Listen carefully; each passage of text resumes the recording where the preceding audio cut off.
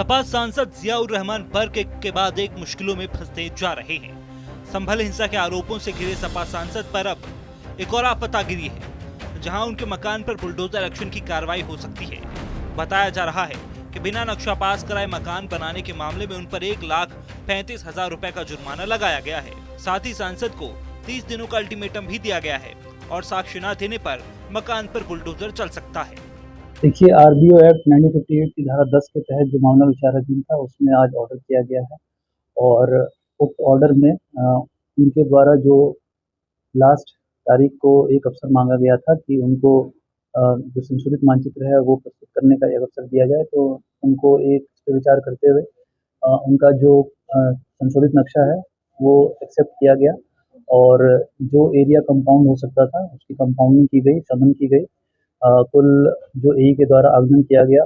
थोड़े में ज्यादा स्वाद यही तो है इसकी खास बात। वाओ मामा, क्या स्वाद है। अरे मेरे राजा,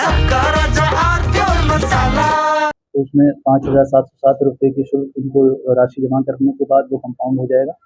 इसके अतिरिक्त धारा 9 के तहत उन पे 1,35,000 की पेनल्टी की गई है, जो उन्होंने बिना नक्शा पास कराए बिना सूचना दिए मौके पर निर्माण कार्य किया था उसके क्रम में।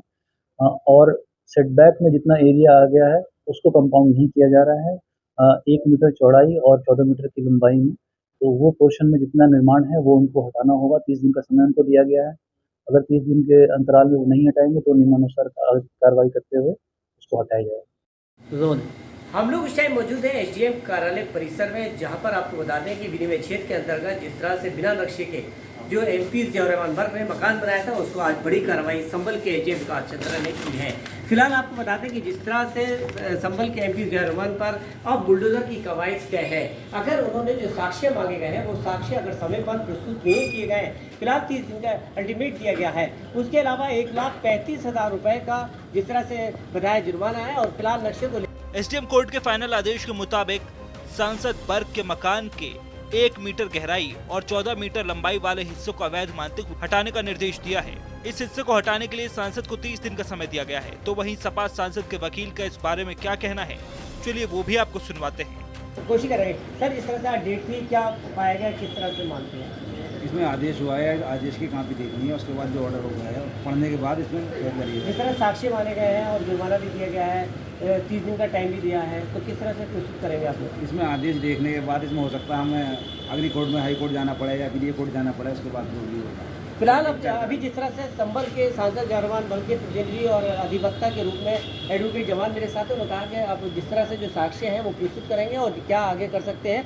हो सकता है कि हाई कोर्ट का भी दामन इनको पकड़ना पड़े। लेकिन फिलहाल संभल के सांसद जियाउर रहमान बर्क की अगर बात करें तो जो विनिमय क्षेत्र के अंतर्गत जिस तरह से कवायद की गई है और अब उन पर जुर्माना तय किया गया है, लेकिन जुर्माने के साथ साथ जो टाइमिंग दी है उस टाइम के अनुसार अगर साक्ष्य प्रस्तुत नहीं कर सकते हैं तो बड़ी कवायद, जो बड़ी कार्रवाई इन पर हो सकती है। फिलहाल आप टाइम के हिसाब से, लेकिन इससे पहले भी आपको बता दें जो तारीख कई बार मिली थी, उसके बाद 2 बार यहाँ पर 500 का जुर्माना भी लगा है।